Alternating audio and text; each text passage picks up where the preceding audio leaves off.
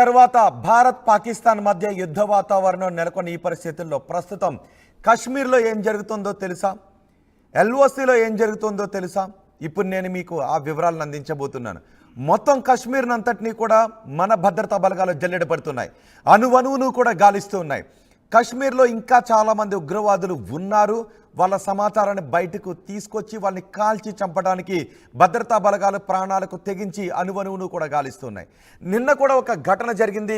భద్రతా బలగాలు ఉగ్రవాదులు ఒక చోట ఉన్నారు అనే సమాచారంతో ఒక ఇంట్లోకి వెళ్ళడంతో అక్కడ ఐఈడీలు అమర్చిన విషయాన్ని చూసి భద్రతా బలగాలు వెనక్కి వచ్చేశారు. భద్రతా బలగాలు ఆ ఇంట్లోకి వెళ్ళగానే ఐఈడీలు యాక్టివేట్ అయ్యాయి. అంటే భద్రతా బలగాలను ట్రాప్ చేయడానికి, మరింత నష్టం చేయడానికి ఇప్పటికీ టెర్రరిస్టులు అక్కడ పన్నాగాలు పన్నుతూనే ఉన్నారు. భద్రతా బలగాలను మార్చాలి అని ప్రయత్నం చేస్తున్నారు. కానీ మన భద్రతా బలగాలు ముందుగానే పసిగట్టి బయటకు వచ్చి ఆ ఉగ్రవాదుల ఇళ్లను పేల్చేశాయి. ఈరోజు కూడా మరో ఉగ్రవాది ఇంటిని మన భద్రతా బలగాలు పేల్చేశారు. అంతేకాదు ఇప్పటికే లష్కర్-ఏ-తోయిబా టాప్ కమాండర్లో ఒకడైన ఆతిఫ్ లల్లీని మన భద్రతా బలగాలు కాల్చి చంపేశాయి. వాడి సన్నిహితులను కూడా కాల్చి చంపేశాయి. నిన్న 2 ఉగ్రవాదులను మన భద్రతా బలగాలు కాల్చి చంపేశాయి. ఇప్పుడు ఎల్ఓసిలో ఏం జరుగుతుందో తెలుసా? ఇక్కడ ఉద్రిక్త వాతావరణం కనిపిస్తోంది. ఈ సమయంలో మనం తోక జాడించకూడదు అనే కనీస బుద్ధి కూడా పాకిస్తాన్కు లేదు. ఎల్ఓసిలో ఇప్పటికీ తోక జాడిస్తోంది. ఎల్ఓసిలో మన భద్రతా బలగాలపైకి కాల్పులు జరుపుతోంది పాకిస్తాన్. దీన్ని మన బలగాలు సమర్థవంతంగా తిప్పి కొడుతూ ఉన్నాయి. ఇప్పటివరకు ఎలాంటి ప్రాణ నష్టం జరగలేదు. ఎల్ఓసిలో కవ్వింపు చర్యలకు పాల్పడుతోంది. తేడా వస్తే మీ తాట తీస్తామనే సంకేతాలను భారత్ పాకిస్తాన్ వైపు చెబుతూ ఉన్నప్పటికీ పాకిస్తాన్ మాత్రం తన వంకర బుద్ధిని పోనిచ్చుకోవడం లేదు. ఎల్ఓసిలో కాల్పులకు తెగబడుతూనే ఉంది. ఇప్పుడు మీరు ఆర్టీవీ స్క్రీన్ పైన చూడండి. ఈ ఇల్లు కూడా ఇప్పుడు మీరు ఆర్టీవీ స్క్రీన్ పైన చూస్తున్నారా? మంటల్లో కాలిపోతుంది. ఆ బాంబుల పేలుడుతో ఆ ఇల్లు దహనం అయిపోతుంది. చూస్తున్నారా? ఆ ఇల్లు ఎవరిదో కాదు, కశ్మీర్లో ఉన్న ఒక ఉగ్రవాదికి చెందిన ఇల్లు అది. ఆ ఇంట్లో ఉగ్రవాదులు స్థావరాన్ని ఏర్పాటు చేసుకున్నారు. చూడండి, మన భద్రతా బలగాలు ఆ ఇంటిపై బాంబులు వేసి తుపాకులతో ఆ ఇంటిని మొత్తం నేలమట్టం చేస్తున్నారు. ఆ ఇంటి వైపు కాల్పులు జరుపుతూ ఉన్నారు. ఇళ్లను ఇప్పటికే ఉగ్రవాదులు ఇల్లు ఖాళీ చేసి వెళ్ళిపోతున్నారు. ఇప్పటికే లష్కర్-ఏ-తోయిబా టాప్ కమాండర్ లతీఫ్ లల్లీని అల్తాఫ్ లల్లీని మన భద్రతా బలగాలు కాల్చి చంపడంతో మిగిలిన ఉగ్రవాదులు తమ ఇళ్లను ఖాళీ చేసి వెళ్ళిపోతూ ఉన్నారు. కుదిరితే భద్రతా బలగాలపైకి ఏ విధంగా విరుచుకుపడాలి అని ఆలోచిస్తున్నారు. కానీ అంత అవకాశం ఇప్పుడు మనం ఉగ్రవాదులకు ఇవ్వడం లేదు. మొత్తం జల్లెడ పడుతున్నారు. చూడండి, ఆ ఇంటిని చూడండి. ఆ ఇంట్లో కూడా ఇంతకుముందు ఉగ్రవాదులు తలదాచుకున్నారు.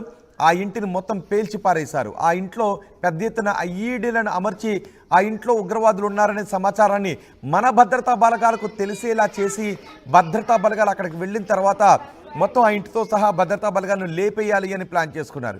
కానీ మన వాళ్ళు అక్కడికి వెళ్ళి ఆ యాక్టివేట్ అయిన ఎల్ఈడీలను చూసి క్షణంలో బయటకు వచ్చి మొత్తం ఇంటిని పేల్చి పారేశారు.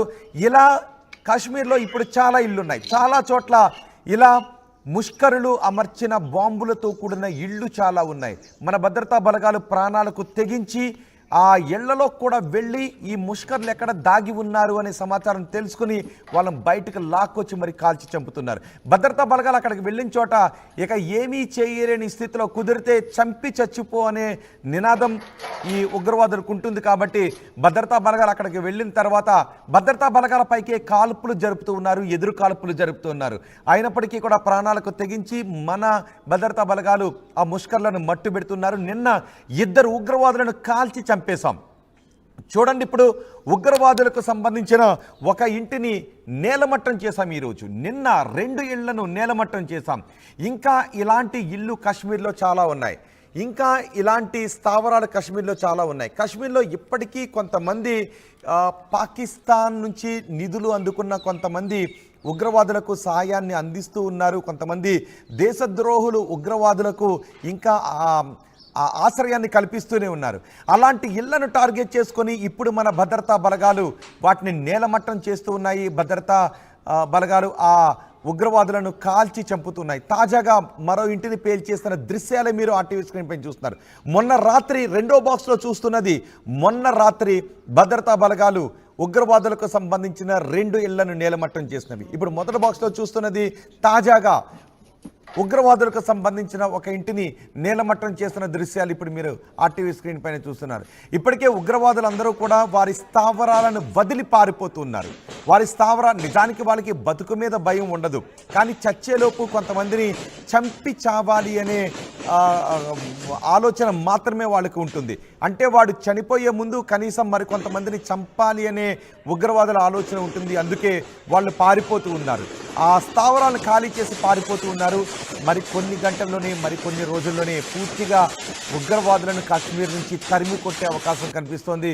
ఉగ్రవాదులకు ఆశ్రయం కల్పించిన వారిని కూడా తరిమి కొట్టే అవకాశమే కనిపిస్తోంది. ఈ ఇంటిని చూడండి ఒకసారి, మొదటి బాక్స్లో చూస్తున్న ఇంటిని, ఇదే ఉగ్రవాదులు ఉన్న ఇల్లు. అప్పటి వరకు ఆ ఇంట్లోనే ఉగ్రవాదులు తలదాచుకున్నారు. ఆ ఇంటి నుంచే వాళ్ళు ప్లాన్స్ చేసేవారు.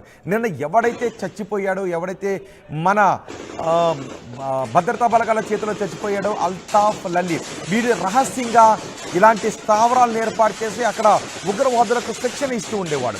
ఉగ్రవాదులను ఇలాంటి స్థావరాల్లో రిక్రూట్ చేసుకుంటూ ఉండేవాడు. ఇలాంటి స్థావరాల్లో పెద్ద ఎత్తున పేలుడు పదార్థాలను దాస్తూ ఉండేవాడు ఈ అల్తాఫ్ లల్లీ. వీటితో పాటు మరో ఉగ్రవాదిని కూడా నిన్న కాల్చి చంపేశాం. ఇలా ఇప్పుడు మీరు ఆర్టీవీ స్క్రీన్ పైన చూడండి, వీడు ఆసిఫ్ షేక్, లోకల్ టెర్రరిస్ట్. మొన్న పహల్గాంలో జరిగిన, కశ్మీర్లో జరిగిన దాడికి వీడు కూడా సూత్రధారి, పాత్రధారి. ఈ మూడో బాక్స్లో చూడండి, నలుగురు కనబడుతున్నారు కదా, అదే ఉగ్రవాదుల ఊహా చిత్రాలు. వీళ్ళు ఎక్కడైనా కనబడితే వీళ్ళని పట్టించిన వారికి 20 లక్షల రూపాయలు ఎక్స్గ్రేస్ ఇస్తామని, బహుమతి ఇస్తామని ఇప్పటికే ప్రభుత్వం ప్రకటించింది. కానీ వీళ్ళు ఆల్రెడీ బహుశా పారిపోయారు. వీళ్ళు ఆల్రెడీ ఎక్కడో దాక్కుని ఉన్నారు. మళ్ళీ ఎప్పుడో అవకాశం వచ్చినప్పుడు పంజా విసురుదామని ఎదురు చూస్తూ ఉంటుంటారు. మళ్ళీ ఎప్పుడో అవకాశం వచ్చినప్పుడు మురుగుదాం, కరుద్దామని వీళ్ళు ఎదురు చూస్తూ ఉంటుంటారు. బహుశా వీళ్ళకి అంత అవకాశం ఇవ్వకూడదని అనుకుంటూ ఉన్నారు. ఈ నలుగురిని మట్టు పెట్టాలి అని భద్రతా బలగాలు కాశ్మీర్లో అణువణువును కూడా గాలిస్తున్నాయి. అణువణువును భద్రతా బలగాలు గాలిస్తూ ఉంటే అటు ఎల్ఓసిలో పాకిస్తాన్ సైనికులు కాల్పులకు తెగబడుతున్నారు. అటు బలూచిస్తాన్ సైన్యం పాకిస్తాన్ సైన్యాన్ని మట్టు పెడుతూ ఉంటే ఈ పాకిస్తాన్ ఆర్మీ మాత్రం ఇక్కడ ఎల్ఓసిలో భారత్పై ఇంకా విషం కక్కుతూనే ఉంది, ఇంకా ఉగ్రవాదులను ప్రోత్సహించే చర్యలకు పాల్పడుతూనే ఉంది. ఇప్పుడు ఈ ఉగ్రవాదుల ఇళ్లను నేలమట్టం చేస్తూ ఉంటే మీకేమనిపిస్తోందో మీ అభిప్రాయాన్ని కమెంట్ బాక్స్లో తెలియచేయండి. ఒకవైపు పాకిస్తాన్ని అస్తదిగ్బంధనం చేయడానికి మనం ముందుకు వెళుతూ ఉంటే పాకిస్తాన్ మాత్రం తన వంకర బుద్ధిని ఇంకా చాటుకుంటూనే ఉంది. మా ప్రతినిధి మధు ఉన్నారు పూర్తి సమాచారం అందించడానికి. ఈ సమయంలో కాశ్మీర్లో ఎటువంటి పరిస్థితులు ఉన్నాయి వివరించడానికి. మధు, కాశ్మీర్ని మన భద్రతా బలగాలు జల్లెడ పడుతూ ఉన్నాయి. ఇప్పటికీ 2 ఉగ్రవాదులను కాల్చి చంపేశాం. ఉగ్రవాదులకు చెందిన 3 ఇళ్లను ధ్వంసం చేసేసాం. అటు ఎల్ఓసిలో కూడా కవ్వింపు చర్యలు కొనసాగుతున్నాయి. ఈ కూంబింగ్ ఆపరేషన్ అంతా ఏ విధంగా కొనసాగుతుంది ప్రస్తుతం? ఒక ఉద్రిక్త వాతావరణం ఉంది 2 దేశాల మధ్య. ఉగ్రదాడి తర్వాత పరిస్థితులు చాలా వేగంగా మారుతూ పోతా ఉన్నాయి. పాకిస్తాన్ కూడా రోజుకొక వాణి వినిపించే ప్రయత్నం చేస్తా ఉంది. నిన్ననే 2 వెర్షన్లు వినిపించే ప్రయత్నం చేస్తాయి. ఒక వెర్షన్ ఏమో పాకిస్తాన్ గతంలో చేసిన తప్పిదాలన్నీ కూడా ఉగ్రవాదాన్ని పెంచి పోషించడానికి కారణాలని, అమెరికా బ్రిటన్ కోసమే మేము ఈ తప్పిదాలు చేస్తామని ఒప్పుకుంటే, మళ్ళీ నిన్న సాయంత్రానికల్లా మళ్ళీ ఒక వెర్షన్ వినిపించే ప్రయత్నం చేస్తారు. అసలు పహల్గాం ఉగ్రదాడి వెనుక పాకిస్తాన్ లేదు, దీనికి అంతర్జాతీయకు సంబంధించినటువంటి ఎంక్వైరీ జరగాలి, కనీస ఎంక్వైరీ జరగలేదు, విచారణ జరగలేదు, కావాలనే పాకిస్తాన్ పైన వేస్తున్నటువంటి మరొకసారి చెప్పి తప్పించుకునే ప్రయత్నం చేస్తా ఉన్నారు. దానికి తోడు భారత్ లోనే అంతర్గతంగా జరుగుతున్నటువంటి జమ్మూ కాశ్మీర్, ఛత్తీస్గఢ్, మణిపూర్ లో జరుగుతున్న అంశాలు మేబీ దీనికి కారణమై ఉండొచ్చు అనేటువంటిది మరొక పెద్ద అబద్ధాన్ని చెప్పే ప్రయత్నం చేస్తా ఉన్నారు. ఎందుకంటే ఇక్కడ స్థానికంగా ఉగ్రవాదులకు స్థావరం ఇచ్చింది కాశ్మీరీ ముస్లింలు.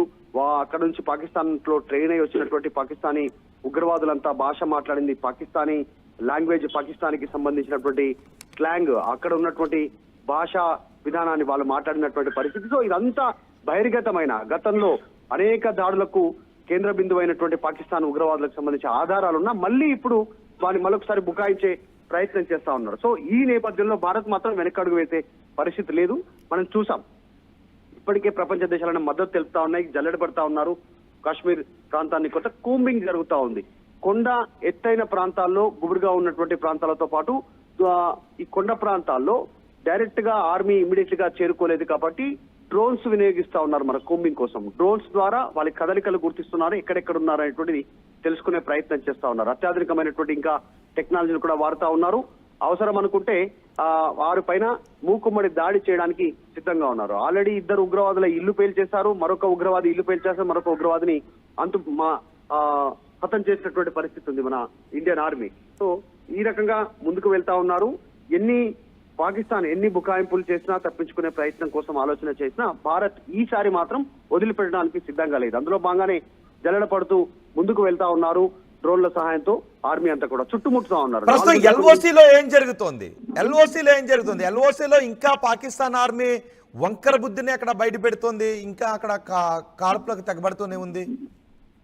ఎగ్జాక్ట్లీ. నిన్న ఆల్రెడీ ప్రధాని నరేంద్ర మోదీ నిర్ణయంతో రక్షణ శాఖ కీలక నిర్ణయం తీసుకుంది. గతంలో ఏదైతే సీజ్ ఫైర్ ఒప్పందం ఉందో, కాల్పుల విరమణ ఒప్పందాన్ని, దాన్ని కూడా పక్కన పెట్టేసింది భారత్. ఎందుకంటే పదే పదే ఏదో ఒక రూపంలో కవ్వింపు చర్యలకు పాకిస్తాన్ పాల్పడుతూ ఉంటుంది. బార్డర్ ఏరియాలో మోటార్ దాడులు, తర్వాత బుల్లెట్స్, తర్వాత ఈ రకంగా రాకెట్ లాంచర్లతో దాడులు గతంలో చూసాం. పాకిస్తాన్ బార్డర్ కి దగ్గరలో ఉన్నటువంటి భారత్ గ్రామాల్లో ఈ రకంగా లాంచర్లు పడినటువంటి ఘటన. సో మళ్ళీ ఇంత సిచ్యువేషన్, ఇంత ఉద్రిక్త పరిస్థితుల నేపథ్యంలో కూడా కాల్పులు జరుపుతా ఉంది పాక్. దానికి ఎదురుగా ధీటుగా భారత్ కూడా కాల్పులు జరిపింది, ధీటుగా సమాధానం ఇచ్చింది. కానీ అంతవరకే కాదు. అంటే ఇంకా ఒక వైపు ఏమో ఒకలాగా మాట్లాడుతూ మరోవైపు కవ్వింపు చర్యలకు పాల్పడడం, ఒకవైపు మాకు సంబంధం లేదంటూనే మరోవైపు కాల్పులకు తెగపడడం. దీనిపైన భారత్ చాలా సీరియస్ గా ఉంది. అందులో భాగంగానే కోంబింగ్ జరుగుతా ఉంది. ఖచ్చితంగా వారిని జల్లెడ పట్టి ఏరివేస్తామనేటువంటిది ప్రధాని కూడా మొదటి గతంలో చెప్పారు. ఏ ఒక్కరిని వదలం, అందరినీ మట్టు పెడతాం దాడిలో పాల్గొన్నటువంటి ఉగ్రవాదుల్ని. దాడిలో పాల్గొన్నటువంటి వారినే కాకుండా ఉగ్ర మూలాలను తుడిచేయడానికి భారత్ సిద్ధంగా ఉందనేటువంటి స్టేట్మెంట్ చేశారు. అందులో భాగంగానే కోంబింగ్ జరుగుతా ఉంది. కాకపోతే ఎత్తైన కొండలు, అక్కడ హిల్ స్టేషన్ ఉండడంతో ఇమీడియట్లీ కోంబింగ్ కాస్త లేట్ అవుతోంది. ఇప్పటికే ఉగ్రవాదులు భారత్ చేస్తున్నటువంటి కోంబింగ్ తో పారిపోతున్నట్టుగా తెలుస్తా ఉంది. వాళ్ళంతా కూడా ఇల్లు వదిలి సుదూర ప్రాంతాలకు, సురక్షిత ప్రాంతాలకు వెళ్లే ప్రయత్నం చేస్తారు. అయినా భారత్ వదిలే సిచ్యువేషన్ లేదు. సమాచారం సేకరిస్తా ఉన్నారు. ఎక్కడికక్కడ ప్రతి ఒక్క ఇంటి దగ్గర సమాచారం, ఎవరు ఆశ్రయం ఇచ్చారు, ఎక్కడ వెళ్లారు, ఎన్ని రోజులు ఇక్కడ ఉన్నారు అనేటువంటి అన్ని వివరాలు సేకరిస్తా ఉన్నారు. పూర్తి స్థాయిలో దానిపైనే ఆర్మీ దృష్టి పెట్టింది. సెలవులు కూడా రద్దు చేసింది ఆర్మీకి భారత్. కాబట్టి పెద్ద ఎత్తున వారిని కోంబింగ్ రూపంలో వారిని మట్టు పెట్టడానికి భారత ఆర్మీ సిద్ధమవుతోంది. రైట్ మధు, మొత్తం దేశం అంతా ఎదురు చూస్తోంది ఏం చేయబోతున్నాం పాకిస్తాన్ని అని. పాకిస్తాన్కి ఎలా బుద్ధి చెప్పబోతున్నాము అని దేశం అంతా ఎదురు చూస్తోంది. కమెంట్స్ చూస్తూ ఉంటే కూడా అదే అనిపిస్తోంది, ఎప్పుడు ఇంకెప్పుడు అనని. కానీ ఫినిషింగ్ టచ్ మాత్రం చాలా బాగుంటుందని చెప్తున్నారు. ఫినిషింగ్ టచ్ అంటే మిలిటరీ యాక్షనే. ఆ ఒక్కటి మాత్రం ఇంకా స్టార్ట్ కాలేదు. బహుశా అది ఎలా ఉంటుందో తెలియదు. దాని పరిణామాలు, పర్యవసానాలు ఎలా ఉంటాయో కూడా ఎవరు ఊహించలేరు. కానీ ఈలోపే పాకిస్తాన్ అష్టదిగ్బంధనంలో ఉంది.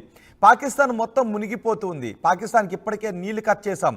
అటు పాకిస్తాన్ని బలూచిస్తాన్ లిబరేషన్ ఆర్మీ ముప్పు తిప్పలు పెడుతోంది. ఇప్పటికే పాకిస్తాన్ సైనికులను వాళ్ళు టార్గెట్ చేసి చంపుతున్నారు.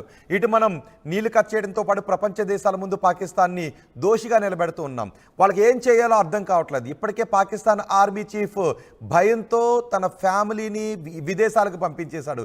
ఏం జరుగుతుందో తెలీదు అని. అంటే చూసారా వాళ్ళలో ఎంత భయం మొదలైందో.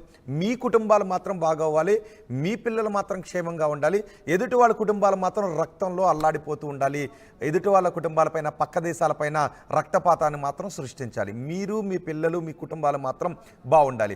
మీ దేశ ప్రజలు ఏమైపోయినా కూడా మీకు అవసరం లేదు, మీ బిడ్డలు మాత్రం బాగుండాలి. అందుకే పాకిస్తాన్ ఆర్మీ చీఫ్ తన ఫ్యామిలీని ఇతర దేశాలకు పంపించేశాడు ప్రాణభయంతో. ఇప్పటికే పాకిస్తాన్ ఆర్మీకి, పాకిస్తాన్ పాలకులకు ఏం చేయాలో అర్థం కాలేదు, పిచ్చెక్కి తిరుగుతూ ఉన్నారు. బహుశా వాళ్ళు కార్నర్ అయిన ఒక క్యాట్ లాంటి వాళ్ళు, కార్నర్ అయిన పిల్లి లాంటి వాళ్ళు. పిల్లిని కూడా కార్నర్ చేసిన తర్వాత అది ఒకసారి తిరగబడాలని చూస్తుంది కదా, కానీ అంతే, ఆ తిరగబట్టంతోనే బహుశా లైఫ్ అయిపోయే పరిస్థితులు చాలా చోట్ల కనబడుతుంటుంటాయి. సో పిల్లి ప్రేమికులు ఎవరైనా ఉంటే పిల్లితో పోల్చానని ఏమనుకోవద్దు. సో పాకిస్తాన్ని పోల్చాల్సిన సందర్భం కాబట్టి